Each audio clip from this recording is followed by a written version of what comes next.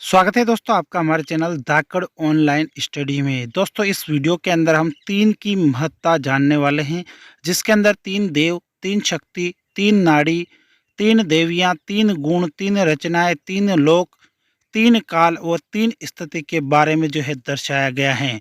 पहले हम 3 देव की बात कर लेते हैं। तो 3 देव के अंदर ब्रह्मा, विष्णु और महेश आते हैं।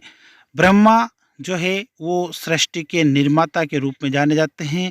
विष्णु जो है सृष्टि के पालनहार के रूप में जाने जाते हैं। और भगवान महेश्वर जो है सृष्टि के विनाशकर्ता के रूप में जाने जाते हैं। ये तीनों देव मिलकर जो है सृष्टि को चलाते हैं और सृष्टि का पालन करते हैं और फिर सृष्टि का जो है विनाश करते हैं। उसके बाद हम बात करते हैं 3 देवियों के बारे में। तो 3 देवियाँ जो है उसके अंदर सबसे पहले महालक्ष्मी, महागौरी और महासरस्वती। ये तीनों जो देवियाँ हैं वो त्रिदेवियों के रूप में जानी जाती हैं। और महालक्ष्मी जो है भगवान ब्रह्मा की पत्नी, और महालक्ष्मी भगवान विष्णु की पत्नी, और महासरस्वती जो है भगवान ब्रह्मा की पत्नी, और महागौरी जो है भगवान शंकर की पत्नी के रूप में जानी जाती हैं। और ये तीनों देवियाँ जो है वह महालक्ष्मी जो है धन की देवी, सरस्वती जो है ज्ञान की देवी, और पार्वती जो है वो भक्ति और श्रद्धा की देवी के रूप में जो है इनकी पूजा की जाती हैं। उसके बाद आगे हम बात करेंगे 3 लोक के बारे में। तो 3 लोक के अंदर पहले आता है पाताल लोक, फिर आकाश और फिर पृथ्वी। ये जो है ये 3 लोक के रूप में आते हैं। पाताल जो पृथ्वी के नीचे स्थित है, और आकाश जो पृथ्वी के ऊपर स्थित है। आकाश लोक में जो है संपूर्ण सौर मंडल को लिया जाता है। उसके अलावा पृथ्वी पर जो है जीवन संभव है, और पृथ्वी पर ही सभी जो है लीलाएँ होती हैं, और पृथ्वी ही जो है मेन जीव की उत्पत्ति के रूप में माना जाता है। इसके आगे हम 3 गुणों की बात करेंगे। तो 3 गुणों में रजगुण, सद्गुण और तमोगुण आते हैं। ये 3 महत्वपूर्ण गुण हैं। रजगुण जो है जिसे रजोगुण कहते हैं, ये भगवान ब्रह्मदेव के रूप में जाना जाता है, यानी सृष्टि के उत्पत्ति से संबंधित हैं। उसके बाद सत्व गुण जो है भगवान विष्णु के रूप में जाना जाता है, और जो सृष्टि के पालनहार होते हैं। उसके बाद तमोगुण जो है वो भगवान शंकर के रूप में जाना जाता है, जो सृष्टि के संहारकर्ता के रूप में जानते हैं। तो ये तीनों गुण जो है मिलकर जो है सृष्टि का निर्माण करते हैं, उसका पालनहार करते हैं और उसी का फिर संहार करते हैं। इसके अलावा पदार्थ की 3 स्थिति होती हैं। 3 स्थिति यानी कि ठोस, द्रव, गैस। ठोस जो है इसके अणु पास-पास होते हैं, द्रव के अणु थोड़े अ, दूर होते हैं, और गैस के अणु जो है सबसे ज़्यादा दूर होते हैं। तरल स्थिति के अंदर जितने भी द्रव पदार्थ है, पानी, ये सभी आते हैं। गैस स्थिति में हवा आती हैं।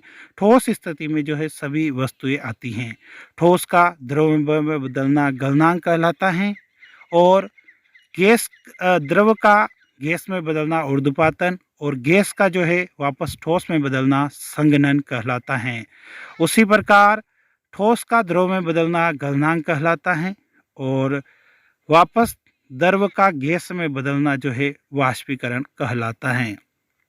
इसके अलावा 3 रचनाएं की अगर बात की जाए, तो 3 रचनाओं के अंदर देवता, मानव और दानव आते हैं। देवता जो धर्म के साथ होते हैं और पृथ्वी पर जो है जीवों की रक्षा करते हैं। दानव जो है वो सृष्टि के संहारकर्ता और अधर्म के साथ चलने वाले होते हैं, और मानव जो है इनके बीच में आते हैं। देवता और दानव के अंदर मानव धर्म के रास्ते पर भी चल सकते हैं, अधर्म के रास्ते पर भी। तो दानव, दैत्य, मानव और देवता, ये सभी जो है 3 रचनाओं के अंदर आते हैं। ये 3 रचनाएं जो है भगवान ब्रह्मा के द्वारा उत्पत्ति की गई। इनकी जो पृथ्वी के जीवों के अंदर जो है इनकी उत्पत्ति की गई। उसके अलावा 3 काल की अगर बात की जाए, तो 3 प्रमुख काल भूतकाल, भविष्यत काल और वर्तमान काल है। भूतकाल यानी कि जो समय बीत गया है, वर्तमान जो अभी चल रहा है और भविष्यकाल यानी जो आने वाला समय है।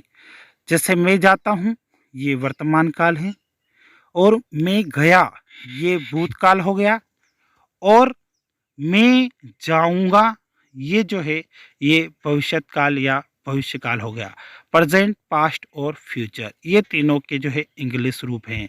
अब काल के अंदर वर्तमान में जो है बहुत सारे काल, जिसके अंदर सामान्य, पूर्ण, तत्कालिक, संदिग्ध, संभाव्य, पूर्ण, सातत्य होता है। भूतकाल के अंदर सामान्य, आसन, पूर्ण, अपूर्ण, संदिग्ध, हेतु, हेतु मत आते हैं। और भविष्यत काल के अंदर सामान्य, संभाव्य, सातत्य बोधक और हेतु, हेतु मत जो है ये प्रमुख इन काल के उपभेद हैं।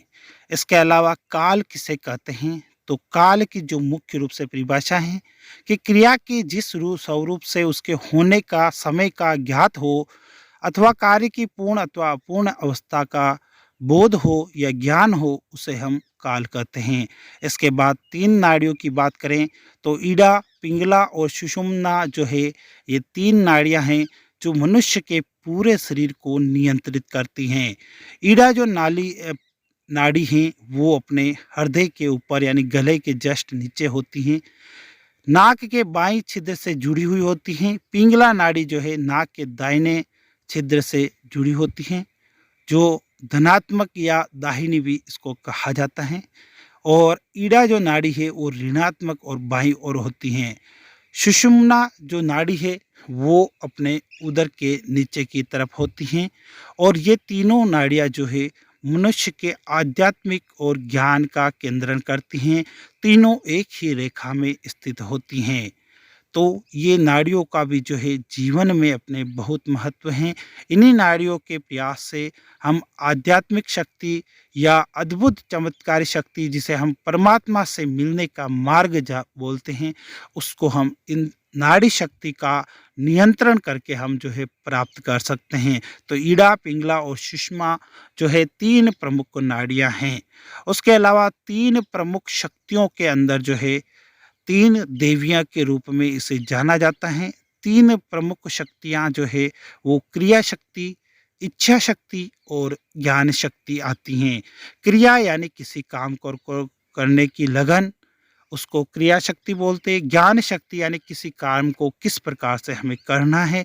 और इच्छा शक्ति यानी ज्ञान को करने की हमें इच्छा या उत्साह होना ज़रूरी है। तो इस प्रकार तीनों शक्तियाँ जो है किसी कार्य को संपन्न करने में जो है काम आती हैं।